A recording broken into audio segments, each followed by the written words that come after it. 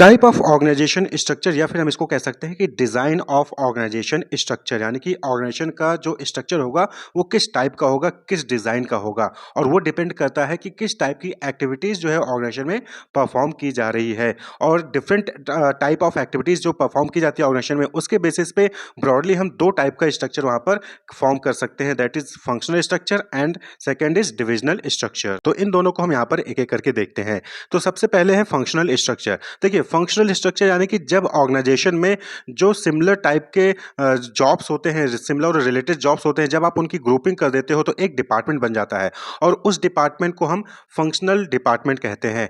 तो ऐसा ऑर्गेनाइजेशन जहाँ पर डिपार्टमेंट्स बनाए जाते हैं तो उस ऑर्गेनाइजेशन के स्ट्रक्चर को हम क्या कहते हैं? फंक्शनल स्ट्रक्चर कहते हैं। तो a functional structure is an organisational design that group similar और रिलेटेड जॉब्स टुगेदर। यानी यहाँ पर क्या होता है कि सपोज करें कि सेल्स की एक्टिविटी है, एडवर्टाइजिंग की एक्टिविटी है, प्रमोशन की एक्टिविटी है, प्राइस की एक्टिविटी है, तो ये सब किस में आ गए? ये सब मार्केटिंग में आ जाते हैं। तो इन सभी एक्टिविटीज को ग्रुप करके क्या दे दिया गया? Marketing department. इसी तरीके से अकाउंटिंग हो गया, परचेजिंग हो गया, तो इन सबको किस में रख दिया गया? फाइनेंस में रख दिया गया। इसी तरीके से रिक्रूटमेंट करना है, सिलेक्शन करना है, ट्रेनिंग करना है, परफॉर्मेंस अप्रेजल करना है, तो ये सब किस चीज़ की एक्टिविटी हो गई? ये सारी एक्टिविटी सिमिलर नेचर की है और इनको हम जो है ह्यूमन रिसोर्स डिपार्टमेंट के अंदर कर देते हैं। तो जब ऑर्गेनाइजेशन में फंक्शंस के अकॉर्डिंग जो है वहाँ पर डिवीजन किया जाता है तो उसको हम फंक्शनल स्ट्रक्चर कहते हैं। तो created by grouping activities on the basis of functions required for the achievement of organisational objective. तो ऑर्गेनाइजेशन के गोल को अचीव करने के लिए जब फंक्शंस के बेसिस पे एक्टिविटीज को ग्रुप कर दिया जाता है तो उससे जो स्ट्रक्चर फॉर्म होता है उसी को हम फंक्शनल स्ट्रक्चर कहते हैं। तो all departments report to a coordinating head, और जो सभी डिपार्टमेंट होते हैं वो जो है एक कोऑर्डिनेटिंग हेड को रिपोर्ट करेंगे। यानी कि सबसे ऊपर एक बॉस होगा और फिर बॉस के नीचे जो है अलग अलग डिपार्टमेंट के हेड होंगे और हर डिपार्टमेंट में फिर जो है जो स्पेसिफिक एक्टिविटीज़ है उनको परफॉर्म करने के लिए एम्प्लॉयज़ होते हैं। जैसा कि आप यहाँ पर एक फिगर में देख सकते हैं कि मैनेजिंग डायरेक्टर है और वो जो है अलग अलग डिपार्टमेंट को कोऑर्डिनेट करता है। Human resource department, marketing department, research and development department, purchasing department, तो अलग अलग डिपार्टमेंट हो गए on the basis of activities perform. तो अलग अलग एक्टिविटीज को ग्रुप करके डिपार्टमेंट बना दिया गया। ठीक है, ट्रेनिंग है, सिलेक्शन है, परफॉर्मेंस अप्रेजल है, वेजेस, सैलरी है, तो उसके लिए ह्यूमन रिसोर्स हो गया। सेल्स है, प्राइसिंग है, प्रोडक्ट है, प्रमोशन है, उसके लिए मार्केटिंग डिपार्टमेंट हो गया। रिसर्च एंड डेवलपमेंट के लिए जो कि रिसर्च कंडक्ट करेगा और वहीं पर परचेजिंग डिपार्टमेंट अलग हो गया। इसी तरीके से मैन्युफैक्चरिंग डिपार्टमेंट होता है, क्लियर, फाइनेंस डिपार्टमेंट होता है। तो अलग अलग डिपार्टमेंट वहाँ पर क्रिएट किए जाते हैं on the basis of functions और उस स्ट्रक्चर को हम फंक्शनल स्ट्रक्चर कहते हैं। तो इस तरीके से जो है ऑर्गेनाइजेशन अपने यहाँ पर डिफरेंट एक्टिविटीज को अरेंज कर सकती है, क्लियर। इसी तरीके से बात कर लें इसकी सुटेबिलिटी की, तो it is most suitable when the size of the organisation is large. जब कंपनी का साइज है यानी कि बहुत बड़ा, वहां पर बहुत ज्यादा इंप्लॉइज है, बहुत सारी एक्टिविटीज परफॉर्म की जा रही है, लार्ज कंपनी है, तो वहां पर जो है ये फंक्शनल स्ट्रक्चर जो है वो हेल्पफुल होता है। Has a diversified activities and operations require a high degree of specialisation. और जब वहां पर जो है जो डिफरेंट ऑपरेशन है उसमें स्पेशलाइज्ड होना जरूरी है तो वहां पर जो है फंक्शनल स्ट्रक्चर का यूज किया जाता है, जिससे कि जो मार्केटिंग में एक्सपर्ट है वो मार्केटिंग का काम देखेगा, जो एचआर में एक्सपर्ट है वो एचआर का काम देखेगा, जो फाइनेंस में एक्सपर्ट है वो फाइनेंस का काम देखेगा, क्लियर। तो फंक्शनल स्ट्रक्चर लार्ज ऑर्गेनाइजेशन में जो है वहां पर यूज किया जाता है और जहां पर स्पेशलाइजेशन की रिक्वायरमेंट होती है खासकर वहां पर जो है फंक्शनल स्ट्रक्चर का यूज किया जाता है। वहीं पर जो दूसरा है दैट इज डिविजनल स्ट्रक्चर। देखिए नाम से क्लियर है, डिवीजन यानी कि आप यहाँ पर डिवाइड कर देते हो, पार्ट अलग अलग जो है यहाँ पर सेक्शंस बना देते हो। जैसे कि सपोज करें कि कोई एक कंपनी है वो 4 टाइप के प्रोडक्ट बनाती है, क्लियर। वो कॉस्मेटिक्स से रिलेटेड प्रोडक्ट बना रही है, वो मेडिसिन से रिलेटेड प्रोडक्ट बना रही है, वो गारमेंट्स में भी डील करी और वो फुटवेयर भी बना रही है। तो इस केस में क्या करेगा, जो डिविजनल स्ट्रक्चर होगा उसमें क्या होगा कि अलग अलग प्रोडक्ट के हिसाब से जो है वहां पर डिवीजन क्रिएट कर दिया जाएंगे।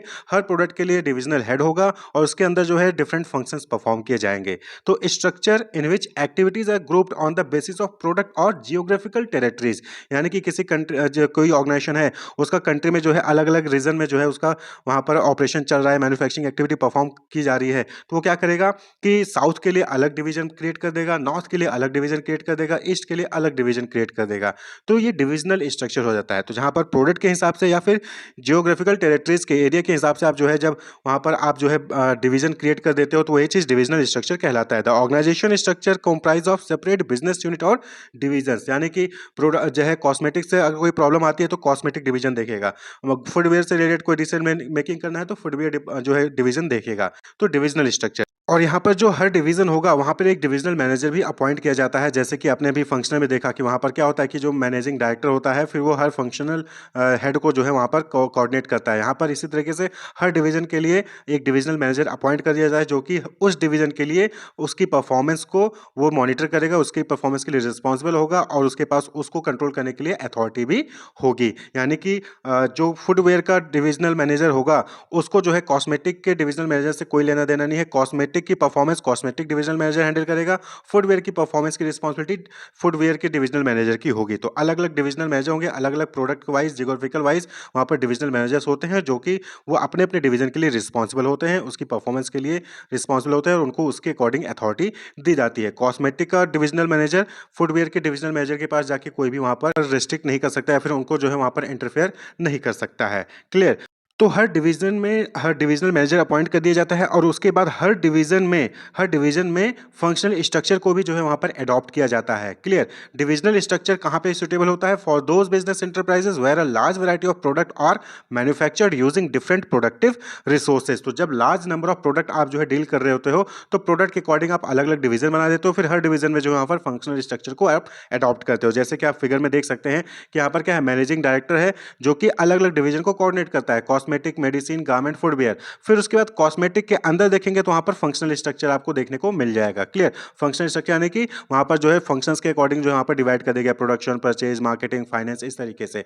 तो हर जो है डिवीज़न के अलग-अलग फंक्शनल स्ट्रक्चर है। कॉस्मेटिक का अपना फंक्शनल स्ट्रक्चर है, मेडिसिन का अपना फंक्शनल स्ट्रक्चर है, गारमेंट का अपना फंक्शनल स्ट्रक्चर है, फुटवियर का अपना फंक्शनल स्ट्रक्चर है।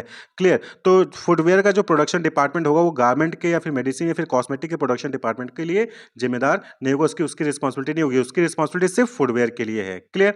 तो ये चीज़ डिविजनल स्ट्रक्चर कहलाती है। तो अपने-अपने डिवीजन के लिए लोग यहाँ पर रिस्पॉन्सिबल होते हैं। इसी तरीके से अगर जियोग्राफिकल एरिया की बेसिस पे बात करें, तो यहाँ पे आप देख सकते हैं कि जो है ओनर होता है, यानी प्रेसिडेंट होता है, फिर जो जनरल मैनेजर हो गया, क्लियर? या फिर मैनेजिंग डायरेक्टर होता है। फिर उसके बाद वो रीजन 1 नॉर्थ रीजन के लिए अलग डिवीजन क्रिएट कर दिया और साउथ रीजन के लिए अलग डिवीजन क्रिएट कर दिया। फिर नॉर्थ रीजन में उनका खुद का फंक्शनल स्ट्रक्चर होगा, यानी कि उनका खुद का अपना मार्केटिंग, ऑपरेशन और फाइनेंस की टीम होगी। वहीं पर साउथ रीजन के लिए है तो उनका अपना मार्केटिंग, ऑपरेशन, फाइनेंस की टीम होगी। तो साउथ रीजन की मार्केटिंग की टीम साउथ रीजन की परफॉर्मेंस के लिए वहाँ पर जो है रिस्पॉन्सिबल होगी और नॉर्थ रीजन की मार्केटिंग टीम नॉर्थ रीजन के लिए वहाँ पर रिस्पॉन्सिबल होगी। क्लियर? तो डिवीजन के बाद वहाँ पर फंक्शनल स्ट्रक्चर को यहाँ पर अडॉप्ट किया जाता है। तो ऑर्गेनाइजेशनल स्ट्रक्चर इस तरीके से, इन 2 तरीके से जो है वहाँ पर क्रिएट किया जा सकता है। फंक्शनल के बेसिस पे आप वहाँ पर ऑर्गेनाइजेशनल स्ट्रक्चर क्रिएट कर सकते हो या फिर आप डिविजन्स यानी अलग-अलग प्रोडक्ट के बेसिस पे जो है या फिर जियोग्राफिकल रीजन के अकॉर्डिंग जो है वहाँ पर आप डिविजन्स क्रिएट कर सकते हो, ऑर्गेनाइजेशनल स्ट्रक्चर को क्रिएट कर सकते हो। होप आपके डाउट्स क्लियर होंगे। Wish you all the best, keep watching.